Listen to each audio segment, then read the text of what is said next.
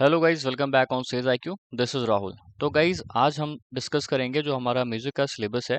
5 to 10 unit हमारा जो है वहाँ पे बचा हुआ था। ठीक है, तो आज हम इसको डिस्कस करेंगे। तो चलिए डिस्कस करते हैं। देखिए, जो हमारा यूनिट 5 होता है प्रयोगात्मक शास्त्र, इसमें से जो आपके मेनली क्वेश्चंस आते हैं ये बहुत ही ज्यादा इंपॉर्टेंट यूनिट है। यहाँ से आपके 10 to 12 क्वेश्चन आराम से बनते हैं हर बार। देखिए कैसे। भारतीय संगीत एवं पाश्चात्य संगीत सप्तक। ठीक है, यहाँ से एक या दो क्वेश्चन आपको मिलेगा। ग्राम से भी 2 या 3 क्वेश्चन आपको मिलेंगे। मूर्छना से भी आपको 2-3 क्वेश्चन मिलेंगे। चतुश्रारणा से एक क्वेश्चन जरूर पूछा जाता है। जाति लक्षण, जाति भेद, राग की परिकल्पना, राग लक्षण, यहाँ से हर एक क्वेश्चन, एक एक जो टॉपिक है यहाँ से एक एक क्वेश्चन जरूर बनता है। इसको आप बहुत ध्यान से पढ़िए। फिर है आता है रागों का वर्गीकरण।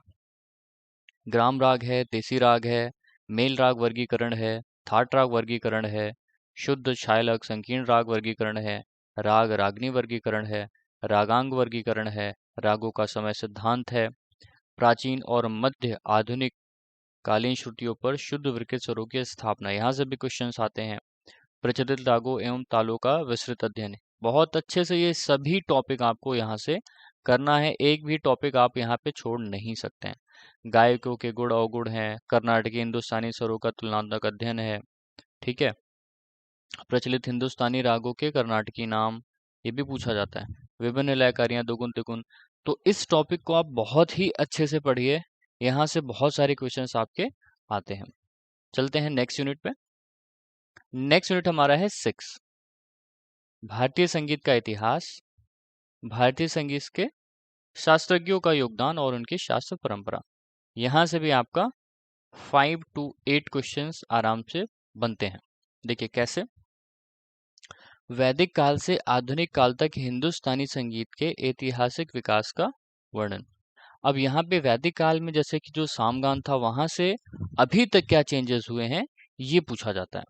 ठीक है, प्राचीन मध्यकालीन आधुनिक जो शास्त्र हैं और जो शास्त्रज्ञ हैं, मतलब जो हमारे जैसे भरत जी हैं, नारद, मतंग, इनके जो ग्रंथ हैं। ठीक है, ग्रंथों के बारे में आप अच्छे से पढ़ लीजिए। एक एक ग्रंथ में कैसे क्या चीजें लिखी हुई हैं आपको मिल जाएगा। नान्यदेव हैं, जैसे कि भरत जी में अगर हम बात करें तो कितने चैप्टर्स हैं इनके। ठीक है, क्वेश्चन जो बनते हैं वो मैं बता रहा हूँ, कितने चैप्टर्स हैं इनके। ठीक है, कौन कौन से उसमें जो स्वर हैं, सप्तक कैसा है, ग्राम मूर्छनों के बारे में क्या बताया, तो ये सब क्वेश्चंस यहाँ से आते हैं। ठीक है, तो इन सभी को आप डिस्कस कर लीजिए। आप अच्छे से यहाँ पे टॉपिक को अच्छे से पढ़ सकते हैं। इससे ज़्यादा कुछ है नहीं, आपको बस ये है कि एक एक टॉपिक को अच्छे से पढ़ना पड़ेगा। नेक्स्ट है प्राचीन मध्य तथा आधुनिक कालीन ग्रंथ। यहाँ से भी क्वेश्चन बनते हैं, मतलब ये जो ऊपर आपके दिए हुए हैं नारद भट्ट, इन्हीं लोगों के यहाँ पर ग्रंथ है। ठीक है, तो कौन सा ग्रंथ किसने लिखा है, कब लिखा है, कैसे लिखा है, कौन कौन सी चीज़ उसमें उन्होंने बताई है, यहाँ पर यही आपको पढ़ना है। दूसरा यहाँ पे इंपॉर्टेंट टॉपिक ये है भारतीय शास्त्रीय संगीत के क्षेत्र में पाश्चात्य शास्त्रों का योगदान। जैसे कैप्टन एंड विलियर्ड हैं, इन्होंने क्या किया था, इनकी कौन सी बुक है, बुक का नाम ही जनरली पूछते हैं। विलियम जोन्स हैं, कैप्टन सियार्डे हैं, क्लेमेंट्स हैं, ठीक है, फॉक्स स्ट्रॉन्गवेज हैं, एच ए पोपले हैं, एलन डेनेल्यू का योगदान। तो कौन सी बुक इन्होंने लिखी है और क्या बताया है, बस यही आपको यहाँ से पढ़ना है। यूनिट नंबर 7 में आते हैं।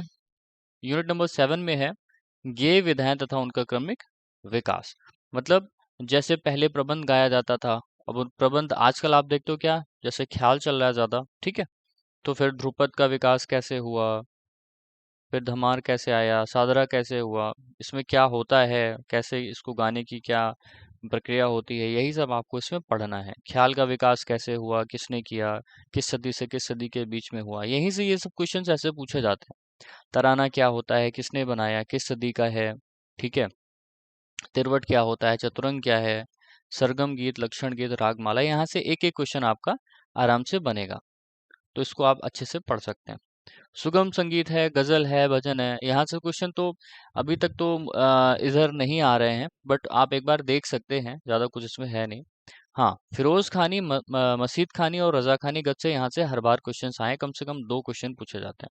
ठीक है, जाति हो गया, जाविल हो गया, ये आपका दक्षिण पद्धति का है, रागम तानम पल्लवी, इसको आप कायदे से पढ़ लीजिए। जाति में क्या होता है, कृति में क्या होता है, ठीक है, पल्लवी क्या है, रागम क्या है, तानम क्या है, कैसे क्या इसमें चीजों को यूज किया जाता है, कैसे किसको कब और कैसे गाते हैं, ठीक है। फिर है गायन एवं वादन की उपयुक्त विधाओं की उत्पत्ति, मतलब यहाँ पर ये जितने विधाएं हैं ना, इनकी उत्पत्ति कैसे हुई, ठीक।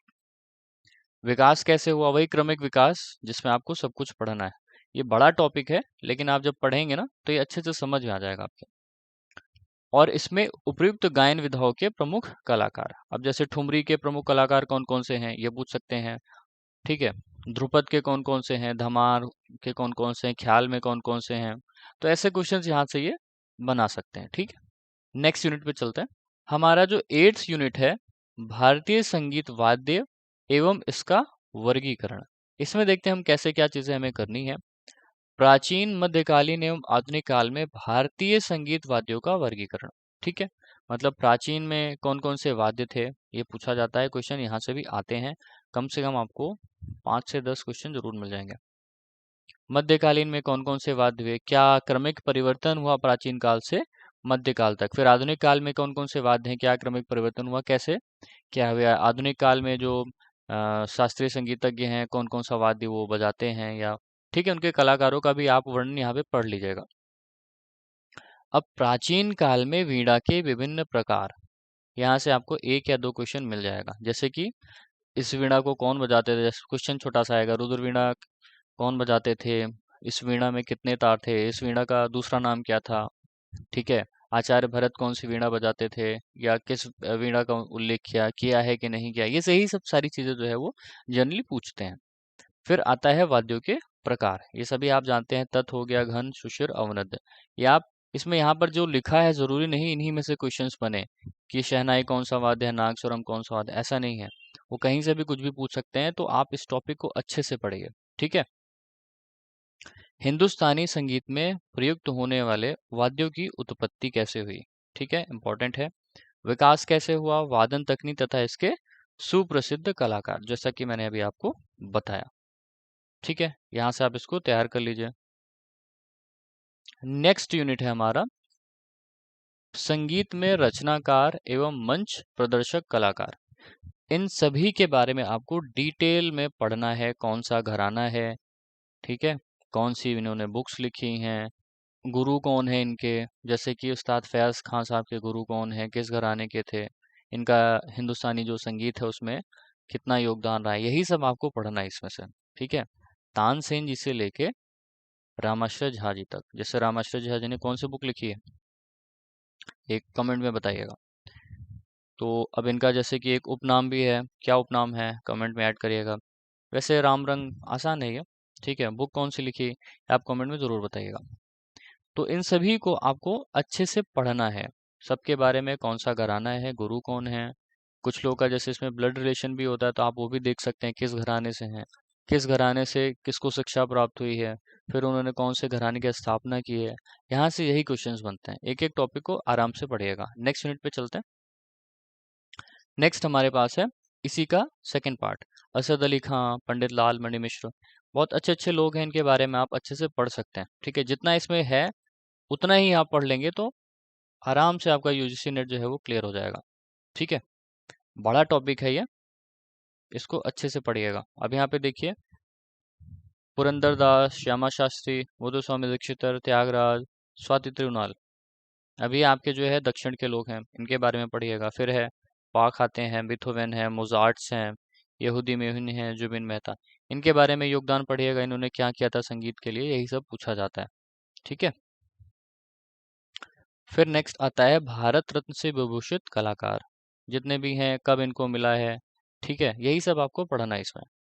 फिल्मों में भारतीय शास्त्रीय संगीत का योगदान, पहले क्वेश्चंस यहाँ से आते थे, लेकिन 2-3 साल से मैं देख रहा हूँ यहाँ से क्वेश्चंस नहीं पूछे जा रहे हैं। अगर आपको टॉपिक मिलता है तो एक बार जरूर देख लीजिएगा। नेक्स्ट यूनिट पे चलते हैं। नेक्स्ट यूनिट है हमारा यूनिट 10, हिंदुस्तानी संगीत में घराना, संस्थागत शिक्षण एवं सम्मेलन। यहाँ से भी आपको 5 से 10 क्वेश्चन मिल जाएंगे, ठीक है। अब हिंदुस्तानी संगीत में घराना की उत्पत्ति एवं विकास, यहाँ से क्वेश्चंस कैसे बनता है, आपको एक पैरा दे देते हैं लास्ट में, ठीक है। एक पैराग्राफ ऐसे लिखा होगा उसमें, और नीचे आपके क्वेश्चंस ऐसे दे देते, 4 या 5 क्वेश्चंस होते हैं और इन्हीं से रिलेटेड पूछे। डायरेक्ट क्वेश्चन का आंसर यहाँ पे पैराग्राफ में नहीं लिखा होता, ठीक है, ये आप ध्यान रखिएगा। तो घराना आप बहुत अच्छे से पढ़िएगा, ठीक है। ये आजकल पैराग्राफ यहाँ से दे रहे हैं, पैराग्राफ दे देते हैं, वहां से पढ़ के आपको समझ के क्वेश्चंस के आंसर करने होते हैं। 2000 अभी आपका जो 20 में एग्जाम हुआ वहां पर 2 पैराग्राफ दिए थे, ठीक है। तो सीधे से डायरेक्टली उन्होंने 10 क्वेश्चन दे दिए थे जो कि 20 नंबर के थे। तो ये अच्छे से आप देख लीजिएगा। नेक्स्ट है संस्थागत शिक्षण पद्धति एवं हिंदुस्तानी संगीत में इसका योगदान कितना है, ठीक है। थोड़ा थोड़ा ही देखना है आपको। ध्रुपद की 4 बानियां और इसके जो प्रवर्तक हैं कौन कौन है, इसको आराम से आप देख लीजिएगा। ध्रुपद है, ख्याल है, घरानों का अध्ययन कौन सा है, सभी इंपॉर्टेंट टॉपिक हैं, ये ध्यान रखिएगा। विभिन्न घरानों की विशेषताएं पढ़नी है आपको, यहाँ से पिछली बार 2 क्वेश्चन आए थे। ठुमरी का पूरब अंग एवं पंजाब अंग, यहाँ से भी क्वेश्चन आया था एक। भारत के प्रमुख शास्त्रीय संगीत सम्मेलन, अभी इधर से तो नहीं आए हैं बट आ सकते हैं इस बार क्वेश्चंस, तो आप इसको यहाँ से अच्छे से क्लियर कर लीजिएगा। संगीत के क्षेत्र में प्रमुख राष्ट्रीय एवं अंतर्राष्ट्रीय सम्मान, ठीक है, ये भी आपको पढ़ना है। भारत में हिंदुस्तानी संगीत के प्रमुख शिक्षण संस्थान, एकेडमी जो है, प्रसार भारती का कितना योगदान है, कब स्थापना हुई, यही सब आपको यहाँ से पढ़ना है, ठीक है। फिल्मों का योगदान, देखिए फिल्मों का योगदान यहाँ से पहले क्वेश्चन पूछे जाते थे, लेकिन अभी नेट में क्वेश्चंस नहीं पूछे जा रहे हैं। लेकिन इसका मतलब ये नहीं कि क्वेश्चन आपको दे नहीं सकते हैं, तो एक दो बार आप इसको आप देख लीजिएगा। तो इस तरीके से आपका जो 10th यूनिट है ये कंप्लीट हो गया। तो आप अच्छे से तैयारी करिए, बेस्ट ऑफ लक। चैनल से आपको जो भी हेल्प मिल रही है आप लेते रहिए और कुछ वीडियो मैं अपलोड करता रहूँगा। Thank you for watching, this is Rahul Singh.